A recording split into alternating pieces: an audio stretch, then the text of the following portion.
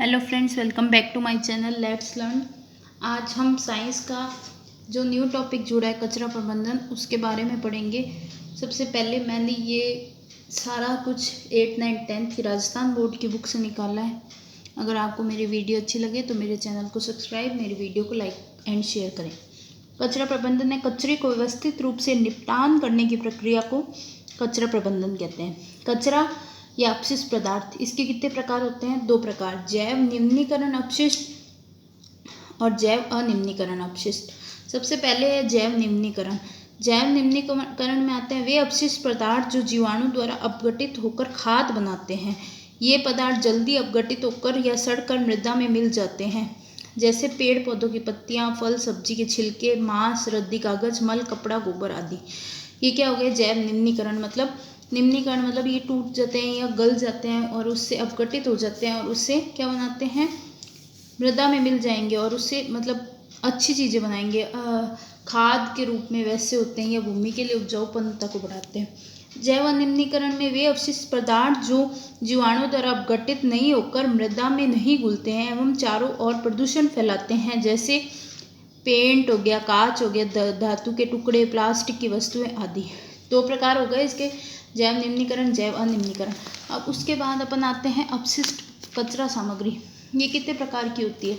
ये 3 प्रकार की होती है। इस पर क्वेश्चन बन सकता है। 3 प्रकार की कौन कौन सी होती है? ठोस, द्रव और गैस। ठीक है। ठोस में प्लास्टिक, कांच के टुकड़े, फल सब्जी के छिलके आदि। द्रव में गंदा पानी, तेल, पेंट, वाहित मल आदि।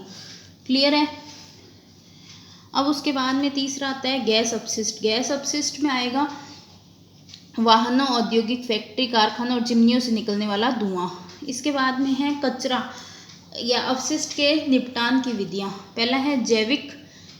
जैविक में होता है compost, vermi compost, vermi compost. आगे और आएगा, बताती जाऊंगी। 3 प्रकार है इसके। तो सबसे पहले कंपोस्ट। कंपोस्ट में है जैव निम्नीकरण, जैव निम्नीकरण व अजैव निम्नीकरण को अलग अलग करेंगे। जैव निम्नीकरण पदार्थ जैसे फल सब्जी के छिलकों, मल, गोबर को, पेड़ पौधे की पत्तियों को, सड़ी गली वस्तुओं को एक गड्ढे में डालकर उसे नमी व छायादार, ध्यान रखना, नमी व छायादार स्थान में कंपोस्ट विधि होगी।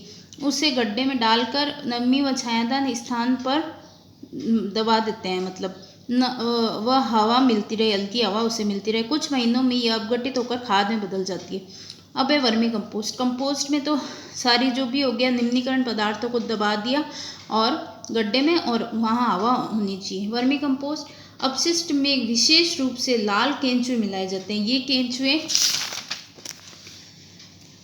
कार्बनिक पदार्थ खाते हैं। इससे निकलने वाला अपशिष्ट उच्च गुणवत्ता युक्त खाद होता है, जिसे वर्मी कंपोस्ट खाद कहते हैं। क्लियर हो गया? उसके बाद है ठोस अपशिष्ट पदार्थों का निस्तारण। ठोस अपशिष्ट पदार्थों को शहर के या कस्बे के जो ठोस पदार्थ होंगे ना, उसको कैसे शहर या कस्बे के बाहर गड्ढे में एकत्रित करते हैं, फिर उसे मिट्टी की परत से ढक देते हैं।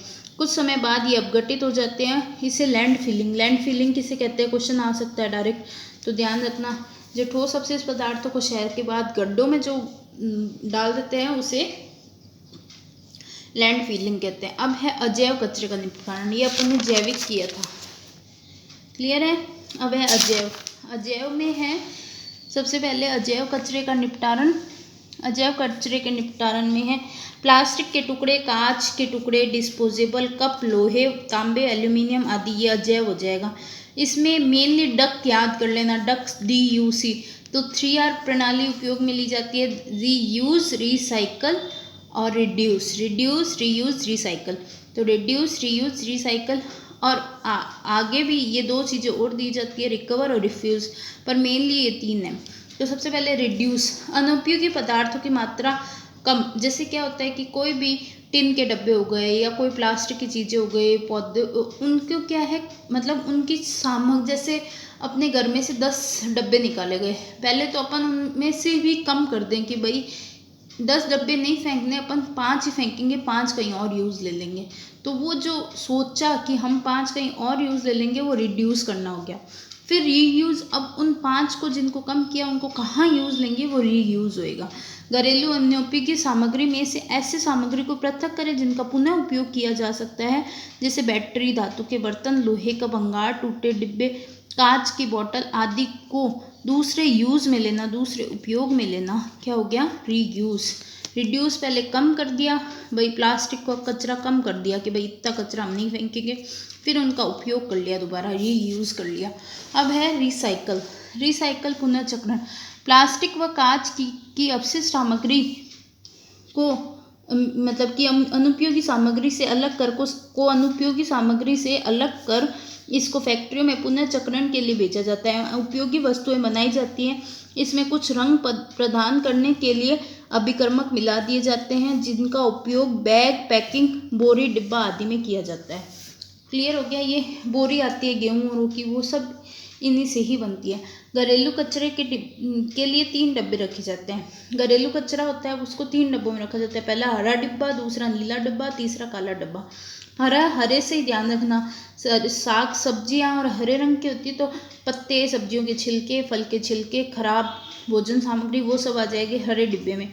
नीले डिब्बे में अजैविक अपशिष्ट, प्लास्टिक, कांच के टुकड़े, चीनी के बर्तन, ठीक है। फिर काला डिब्बा, काला डिब्बा है विषैले पदार्थ, दवाइयों के अपशिष्ट, बैटरी, सेल, अनुपयोगी दवाई, सिरिंज। अब ये RBSC की बुक से है, फिर मैंने गूगल से भी ये चीज़ें देखी, तो गूगल में वर्तमान में आजकल हरा डिब्बा, नीला डिब्बा, लाल डिब्बा, पीला डिब्बा, ये 4 चल रहे हैं। तो हरा डिब्बा में ग्लास और के सामग्री जो भी होगी, नीले डिब्बे में पेपर से रिलेटेड हो गया, लाल में मेटल से रिलेटेड हो गया और पीले में प्लास्टिक से रिलेटेड हो गया।